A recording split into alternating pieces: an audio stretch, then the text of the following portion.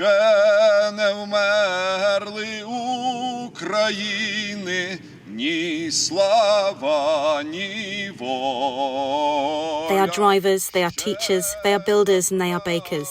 They never wanted to fight, but here they are. Усміхнеться доля.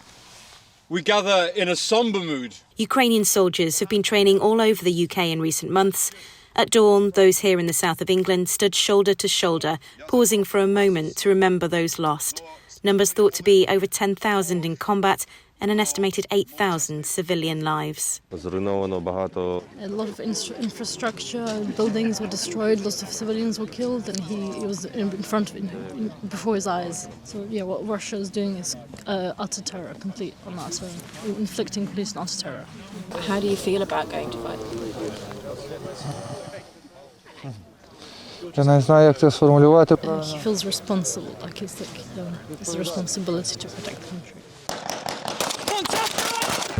They mustn't stop for long. This is the UK's basic soldiering course, minus the ironing and drill lessons, crammed into 5 weeks. Just 5 weeks before their British, Lithuanian and Canadian instructors and the interpreters who've made training possible must all say goodbye and hope they've taught them enough as the new soldiers head for the front line. All the instructors are putting our hearts and souls into giving them as much time, every sort of moment that we can possibly have with the recruits to try and impart those skills is key. Sending them off is difficult, but it is part of the job, and we've always known that the day would come.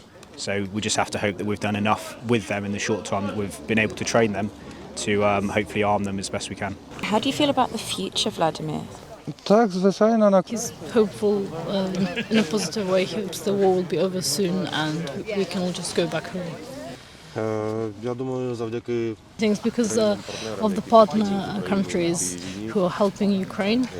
Hopefully everything will be resolved and have a positive outcome, so everything will be okay. To look the recruits in the eye and know that you are doing all you can with all you've got to ensure that they are in as good a place as possible to go on and serve their country. You take a lot of pride from that. How would we react as a nation? How would we mobilise our forces, be it regular, reserve, auxiliary? How would we respond if it was us, if it was Britain that was being invaded? And I think, you can only see in the news, Ukraine's sort of response and how proud they are, and the efforts that they've done, and I think they've surprised the world in a positive way in terms of what they've managed to achieve in 12 months. Слава Україні!